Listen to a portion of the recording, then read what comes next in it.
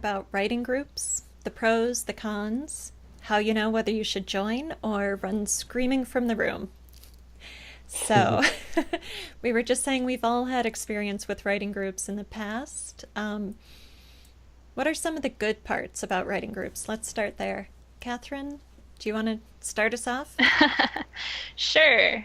Okay. Um, I think the most beneficial part about writing groups is that you get feedback on your work and you're not just writing in isolation because a lot of times we just sit and write and write and write and write and write and we may not actually give it to anyone, and this is an opportunity to give it to people who may not be your best friends or your family, but that can give you feedback on work, whether it's in progress or nearing completion or at any stage. So it gives you that opportunity to get your writing actually off of your computer and into someone else's hands. Mm-hmm.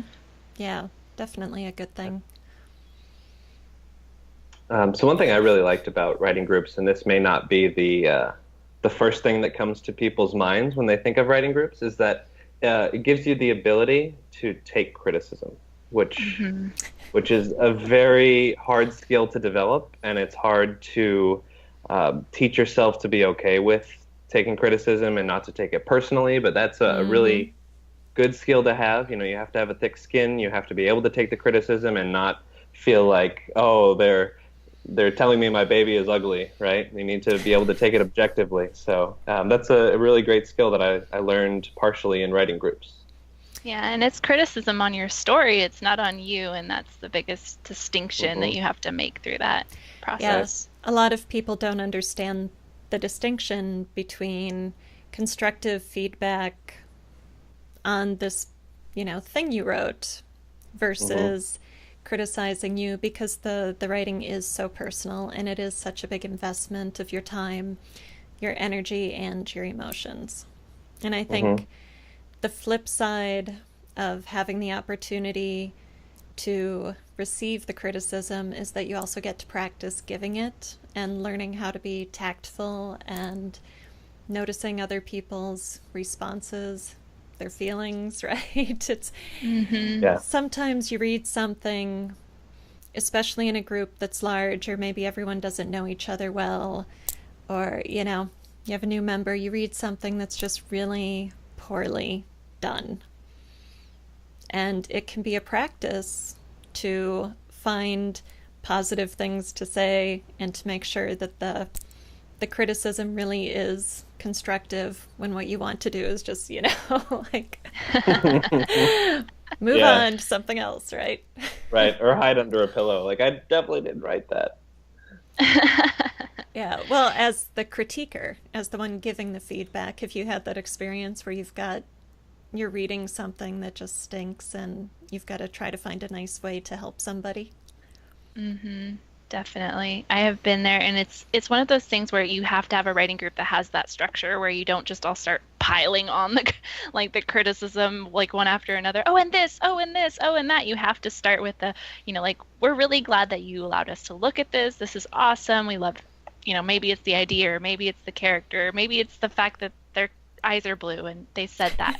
Anything that you can pick out so Uh that you huh. can then they then think, okay, like I have something, and then I can build on top of that rather than thinking, well, you just need to start over, honestly. Mm So, hmm. yeah, just having that ability to, and picking out things that they can work on and not just overwhelming them with all the little nitty-gritty details, but like some of the bigger overarching things that can make a huge difference in the story rather than Mm picking hmm. on sentence structure when really all they need to do is, either have an arc or something like that that they don't even have in there to begin with. Yeah. Yeah. Yeah, that's a really good point, Catherine, because it can be overwhelming to receive feedback, especially in a large group. And if you've got a novice writer, you're going to waste everybody's time by getting into the nitty gritty when what they really Hmm. need to hear is that they don't have conflict or they don't have, an engaging character, like that one big thing that would really shift the piece if they could work on that. Were you going to say something, Matt? Yeah, I've been to writing groups, and there's always that one person who just wants to cross everything out, just like write a red line through Uh everything. And huh. you're like, I mean, I guess you didn't like that sentence or you didn't think it was valuable, but you didn't tell me why or you didn't tell me how to fix it. And wouldn't it be better if you focused on the story instead of focusing on, like you said, the the Mm-hmm. grammar, the sentence structure, when the real problem with the piece is that it doesn't have an engaging character, or there's no conflict, or there's no resolution. You know, like focus on the big picture things and let them work with the copy editor later. You know what I mean? Yes, absolutely. So if you're giving the feedback, know when to focus big picture and know when you can drill down a little bit more. It really depends on the person you're giving the feedback to. And if you're Hmm. receiving the feedback, make a point of figuring out who you should pay attention to and who you can just Right. say, oh, thank you. And then when you get home, go, okay, recycle that copy. Because that really is the case. You'll find some people just get you, they get your project, they're really giving you the feedback you need to work with it, something you Hmm. can, work on. And other people do that red line thing, or they just don't understand anything you write, or so Right. don't take it personally, you Or know? they don't like your genre. Right. Mm-hmm. Yeah, which is kind of the kiss of death. Don't work with somebody who doesn't enjoy your genre, Hmm. right? Yeah. Or at least understand the conventions and know Mm-hmm. like what you're trying to do, like what you're trying. I think somebody who gives you critique who has an understanding of like your vision is and who maybe is not the best writer or not the best critiquer, if they understand what you're trying to accomplish, they would be Mm-hmm. a better critiquer than somebody who is the best writer in the world but who doesn't get what you're trying to do. Mm-hmm. Mm-hmm. Yes, absolutely. There's, yeah, someone who doesn't like your genre could still be a good reviewer of your work if they can set that aside and focus on the work Right. and understand that your goals might not be their goals as a writer. But in Exactly. writing groups, because you all come together and it might be based on you all live in the same town or something instead of you're all trained in the same way or writing in the same genre or all, have the same kind of skill level generally, you get such a mixed bag that you do Hmm. need to develop your own filter, you know? Mm-hmm. Right. Yeah, I Yeah, for used to belong to a writing group that had like 8 to 12 people any given week, and there were maybe 2 to 3 who I would go home and just devour their feedback and just, save those sure. copies, and 2 to 3 that straight out the window, and the other one's okay, that's a good point. Yeah, okay. So, Mm-hmm. Right. Well, that's a good lesson for publishing later, right? Because you know that not everybody's going to like your story, so maybe it's just like a crash course in how the world works, right? mm-hmm, On definitely. a microcosm scale, right? Yes. Mm-hmm. Yeah. So, do you have any tips or thoughts about when a work is ready to give to a critique group? Do's or don'ts on that Mm. side of things? I think it probably depends a little bit on your critique group on what you're trying to get out of it. If you're trying to get more of like a developmental, like, does this conflict idea work, or, you know, you know, kind of more of a brainstorming type of a group, then it's okay to bring something that's really rough. But I think for the most part, you're going to want to bring something that's been through your first or second or third revision pass that you think is starting to get there. It's taking shape. It's mostly clean so that you can hand it to them Mm-hmm. and not have them immediately be like, oh, every other comma, or, something stupid like that. Right. But that they actually can fall into your story rather than being distracted by all of the rough edges. Mm-hmm. Yes. Agreed. Matt, your thoughts? No, I totally agree. I like to do at least two drafts before I take it to somebody else to give me a critique, right? I want to do Mm-hmm. as much as I can on my own and Right. then have other people give me feedback on what I can't see. Because if they're giving Mm-hmm. me feedback on what I already know is a problem, then I've just wasted their time and mine. Mm-hmm. Exactly. Yep. Yeah, besides not wanting to waste your own time or theirs, you want to put your best work forward so that people kind of see you shine. Hmm. Mm-hmm. It's building rapport as colleagues and mutual respect for each other's work. And I think when you do that, everyone is bringing their best to the table, and that just raises the caliber of the group as a whole, you Mm, know? And writing groups are something we do in our leisure time. Nobody's getting paid to be there. So I right. want to make it worth your time to by giving you my best work, at least for this stage in the writing process. Maybe it's not publishable, that's not the point, but it's solid work. And I hope you're going to give me solid work. And then we're, both invested in it and in that feedback and the sharing process. And that's what really makes a group valuable to writers, I think, is when the caliber of it and the investment is mutually high. And you have to find a writing group that is on your skill level too, right? Yes, absolutely.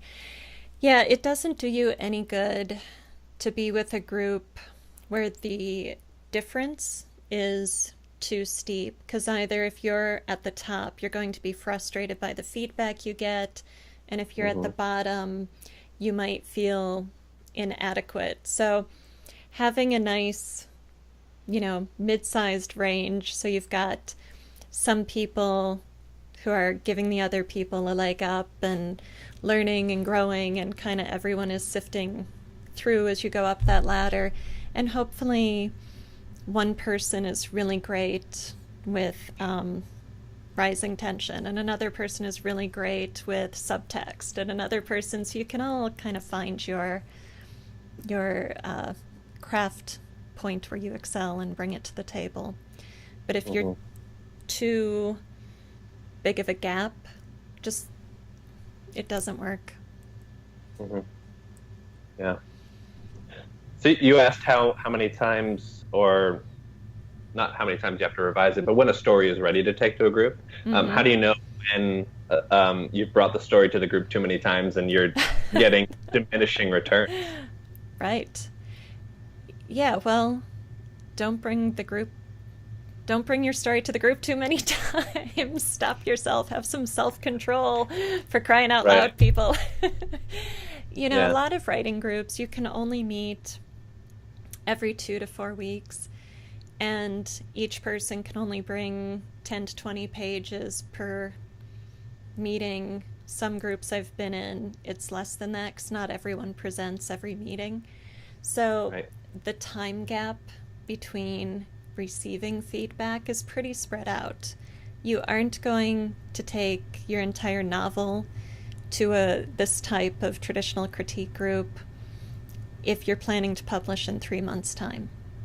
It's too big of a workload. You need to find a writing friend to swap entire manuscripts with, or rely on beta readers. So writing groups, it's certainly okay if they see 2 drafts or even 3 drafts of a novel, but because of the way writing groups are structured, there should be enough time between seeing the same thing twice, I've definitely seen people bring stories to writing groups and get feedback and then revise it and bring it back and then do it again and again and again. And by the time you get to 4 or 5, it's not even the same story anymore, because it's like the design by committee problem. You get so much feedback from so many people that it's not even your story anymore. So I think, once, maybe twice, maybe a third time on the outside, and then just like, that's it. Yeah, that's a really good point, and you can certainly do that with short stories or an individual chapter, not necessarily a whole novel, but you do get the too many cooks in a kitchen syndrome, or what'd you say, too many people on the committee.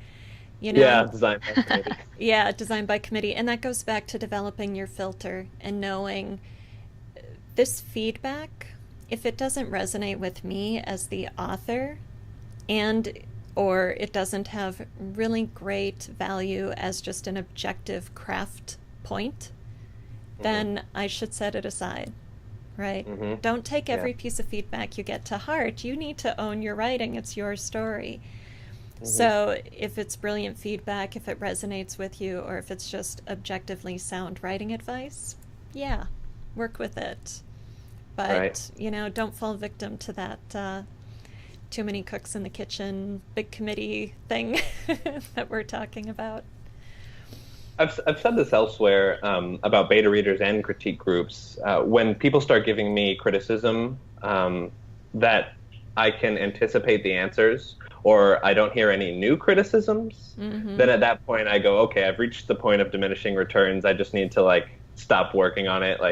I did my best, and now it's time to move on to something else so I can do better. Yes. Because if you keep revising the same story, the same book over and over again, at a certain point you're just going to reach your limit, your limit of craft or your limit of endurance, right? Right. And then you need to move on so that you can become better on something else. Like try it from a different angle, try a different exercise. Right. Yeah, put the story in a drawer, forget about it for 3 months while you work on other stuff, and then by the time you come back to it, it'll be fresh for you. You'll have done new, different things with your writing. Revise it. Then if you want to take it back to the group, they won't have seen it for several months, so that'll work. But definitely don't wear down your poor writing group with the same story ad nauseum, right?